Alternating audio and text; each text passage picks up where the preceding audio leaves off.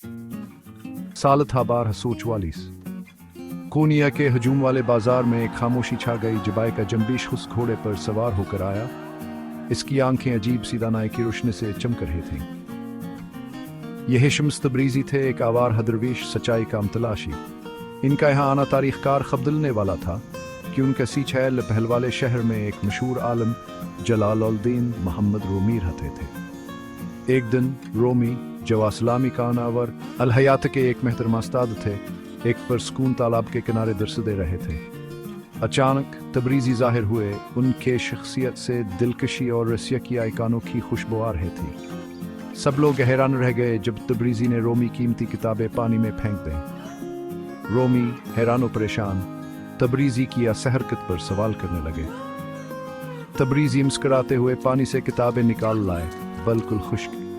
यह नामुमकिन सा वाक़या देखकर रोमी के इल्म की हदूद टूट गई। इस इल्म है दाना सूफिया और आलम फाजिल के दरमियाना एक गहरा रिश्ता कायम हो गया। रोमी गहरे मुतासिर हुए, तबरीजी को गले लगा लिया, उन्हें एक रूहानी रहनुमा के तौर पर पहचाना जिसने उनके रूह को जगाया था। जलालुद्दीन मोहम्मद रूमी 1207 में बल्ख फारस में पैदा हुए। कोई मामूली आलिम नहीं थे। बचपन ही से रोमी ने इल्म की पेशावराम से हटकर कुछ तलाश करने की ख्वाहिश का मुजाहिरा किया। इनके वालिद बहाउद्दीन वलद खुदा एक महतरम आलिम थे, ने अपने बेटे के गैर मामूली जहानत को पहचाना और उनकी तालीम व तरबियत की। रोमी ने अपनी तालीम में कमाल हासिल किया। इस्लामी फ़िक़्ह, इल्हायात और फ़लसफ़े में महारत हासिल की, ताहम इनका दिल हैरिस मजबूज और रूहानी बीदारी का ख़वाहां था।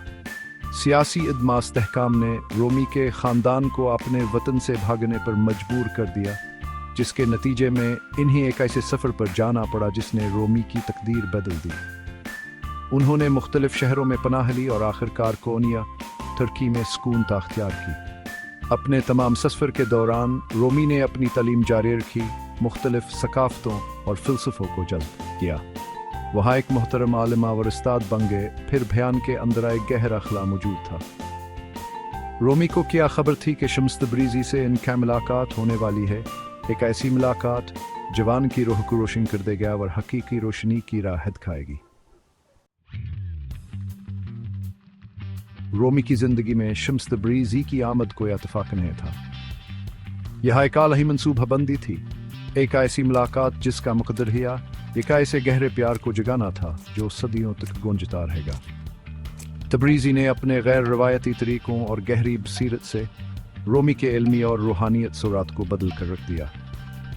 उन्होंने रोमी के सख्त अक़ायद को ललकारा, उन्हें मंतक़ की हदूद को तोड़कर मोहब्बत और सूफियान हतरबे कलाम हदूद दुनिया में दाखिला होने की तरग़ीब दी। तबरीजी की रहनुमाई में रोमिया एक गहरे इर्तिका से गुजरे। उन्होंने अपनी इल्मी मसरूफियात को तर्क कर दिया और अपने आप को रूहानी तरीकों के लिए वक्फ कर दिया। मुराकिबा और रक़्स में दंगज़ारत खुदा के साथ इत्तेहाद की तलाश में तबरीज़ रोमी के लिए सूरज बन गए, उनके वजूद की पोशीदा गहराइयों को रोशन करते हुए एक ऐसी आग भड़का दी जवान के वजूद को जला रही थी। इनका यरशता शदी दावर जान लीवा इन लोगों की तनकीद और हसद का निशान बना जवान के ताल्लुक़ को समझ नहीं पाते थे। आखिरकार तबरीजी पर असरार तौर पर रोमी की ज़िंदगी से गायब हो गए, उन्हें दिल शिकस्ता छोड़कर, लेकिन हमेशा के लिए तब्दील कर गए। तबरीजी की इजदाए कादर रोमी के दिल से रूह को गरमा देने वाली शायरी की सूरत में निकला। ऐसा लगता था जैसे कोई बंद टूट गया हो, मोहब्बत, इश्तियाक और सौफियान हबसीरत का सीलाब आ गया हो।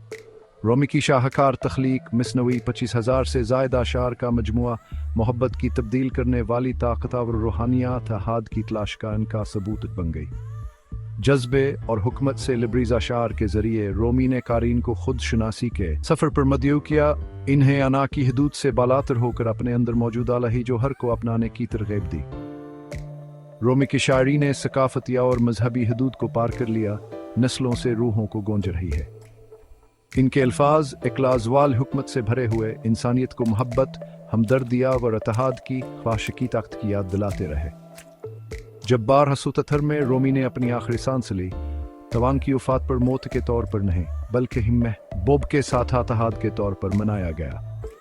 वह मोहब्बत क्या एक मेरा से छोड़ गए।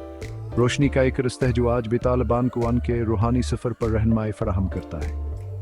आज भी सदियों बाद रूमी के अल्फाज वक्त के साथ साथ सरगोशी करते हैं, हमें याद दिलाते हैं कि हर दिल में इलाही मोहब्बत और लामहदूद हुकमत का अमकान मौजूद है।